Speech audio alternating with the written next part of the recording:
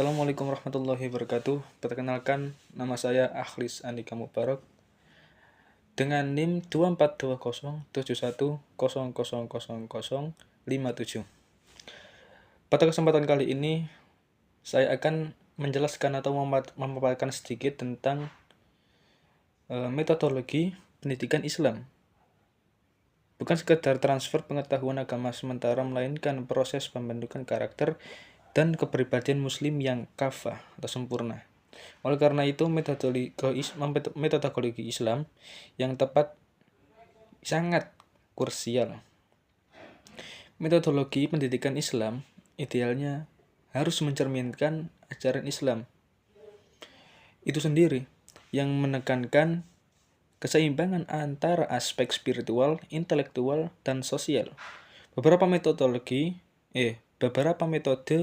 yang relevan dan dapat diadaptasi sesuai konteks zaman. Yang pertama, metodologi tarbiyah, pembentukan karakter. Nah, metode ini menekankan membentuk akhlak mulia dan kepribadian muslim yang ideal, bukan hanya mengejarkan teori tetapi juga memberikan contoh dan teladan yang baik. Ini sejalan dengan contoh teladan Nabi Muhammad SAW. Dan yang kedua, metode ta'lim atau mengajar. Metode ini fokus pada menyampaikan ilmu pengetahuan keagamaan secara sistematis dan terstruktur. Penggunaan metode ini harus memperhatikan tingkat pemahaman dan usia peserta didik, serta menggunakan beragam pendekatan, serta ceramah, diskusi, dan tanya jawab. Metode tertib.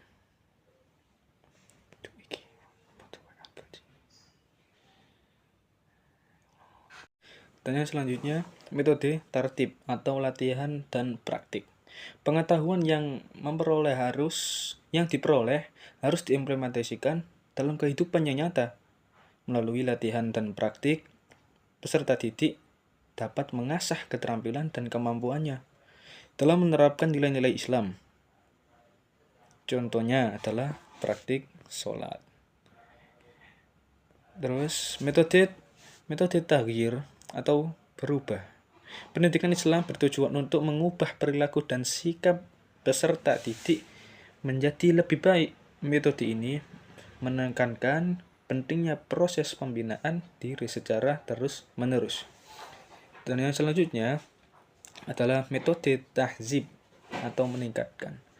Metode ini berfokus pada meningkatkan kualitas diri peserta didik secara terus-menerus. Hal ini mencakup aspek intelektual, emosional, dan spiritual. Dan yang selanjutnya, integrasi ilmu pendidikan.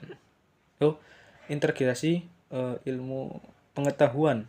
Pendidikan Islam tidak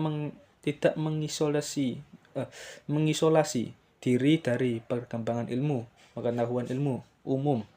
Justru sebaliknya, ilmu pengetahuan umum harus diintegrasikan dengan nilai-nilai Islam untuk menghasilkan generasi muslim yang berilmu dan berakhlak mulia.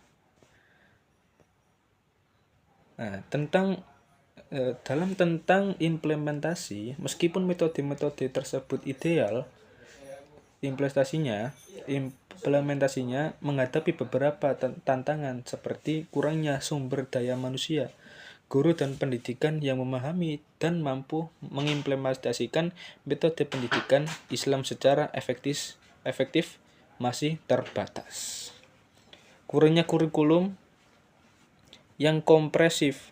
Kurikulum pendidikan Islam harus dirancang secara sistematis dan kompresif yang mengintegrasikan berbagai metode pembelajaran.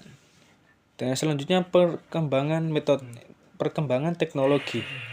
Penggunaan teknologi informasi dan komunikasi harus dimaksimalkan untuk memperkaya proses pembelajaran. Nah, oleh karena itu dibutuhkan kerjasama antara semua pihak termasuk pemerintah, lembaga pendidikan, orang tua, dan masyarakat untuk mewujudkan pendidikan Islam yang berkualitas dan berdampak positif bagi kehidupan umat manusia. Semoga materi yang saya paparkan kali ini dapat memberikan manfaat bagi kita semua. Semoga Allah senantiasa memberikan kita petunjuk dan hidayahnya kepada kita dalam mendidik generasi penerus bangsa dan berakhlak mulia dan berilmu. Cukup sekian, terima kasih. Apabila ada kesalahan dari saya, mohon maaf yang sebesar-besarnya. Wassalamualaikum warahmatullahi wabarakatuh.